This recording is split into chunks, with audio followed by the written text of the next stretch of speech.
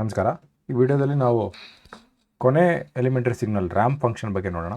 ಒಂದು discrete time ramp function define ಮಾಡೋಣ. Ramp function ನಾವು ಆರ್ ಅಂತ ಡಿನೋಟ್ ಮಾಡ್ತೀವಿ. R of N is equal to N for N greater than or equal to 0 N less than 0 ಇರುತ್ತೆ. ಅಂದರೆ N ಮತ್ತು amplitude ಎರಡು proportion ಆಗಿರುತ್ತೆ, ಸೇಮ್ ಇರುತ್ತೆ. N is equal to so 0ಇಂದ ಮಾತ್ರ ಇರುತ್ತೆ ಸಿಗ್ನಲು. 0 1 2 3 ಬಿಲೋ 0 ಎಲ್ಲ 0 ಇರುತ್ತೆ. So at 0 it is 0. N is equal to 1 ಹಾಕಿದ್ರೆ ಆ್ಯಂಪ್ಲಿಟ್ಯೂಡ್ 1 ಆಗುತ್ತೆ. ಎನ್ ಈಸ್ ಈಕ್ವಲ್ ಟು 2 ಹಾಕಿದ್ರೆ ಆ್ಯಂಪ್ಲಿಟ್ಯೂಡ್ 2 ಆಗುತ್ತೆ. 3ಗೆ 3 ಆಗುತ್ತೆ. 4ಗೆ 4 ಆಗುತ್ತೆ. ಸೊ ಈ ಥರ ಒಂದು ಗ್ರೋಯಿಂಗ್ ಸಿಗ್ನಲ್ ಆಗುತ್ತೆ, ಇದೊಂದು ramp signal. So continuous time ramp signal ಹೇಗೆ ಬರುತ್ತೆ ಅಂದರೆ R of T is equal to T greater than or equal to 0 T less than 0 ಆಗುತ್ತೆ.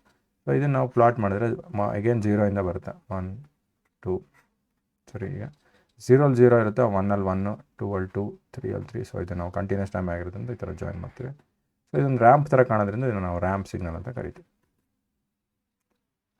ಸೊ ಇದು ಯೂನಿಟ್. ಇದನ್ನು ನಾವು ಟಿ ಗ್ರೇಟರ್ ದೆನ್ 0 ಇರೋದ್ರಿಂದ ನಾವು ಇದನ್ನು ಹೀಗೂ ಬರಿಬೋದು. R of T is equal to T into U of T ಅಂತ ಬರಿಬೋದು.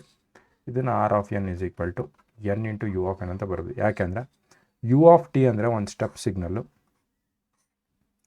ಅದು 0ಇಂದ ಇನ್ಫಿನಿಟಿವರೆಗೆ ಇರುತ್ತೆ. ಇದು ಆ್ಯಂಪ್ಲಿಟ್ಯೂಡ್ 1 ಇರೋದ್ರಿಂದ ಇವೆರಡೂ ಮಲ್ಟಿಪ್ಲೈ ಮಾಡಿದ್ರೆ ನಮಗೆ ಆರ್ ಆಫ್ ಟಿನ ಸಿಗುತ್ತೆ, ಟಿ.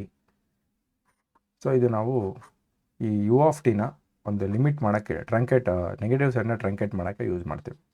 ಇಲ್ಲೂ ಅಷ್ಟೇ ಯು ಆಫ್ ಎನ್ ಅಂದರೆ 0 to 1, 0 to 1 ಮಾತ್ರ 1 ಇರುತ್ತೆ.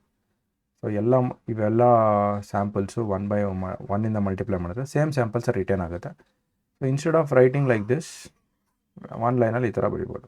ಈ ಥರ ಸೆಟ್ ಥರ ಬರೆಯೋ ಬದಲು ಈ ಥರ ಬರಿಬೋದು. ಸೊ ಧನ್ಯವಾದಗಳು.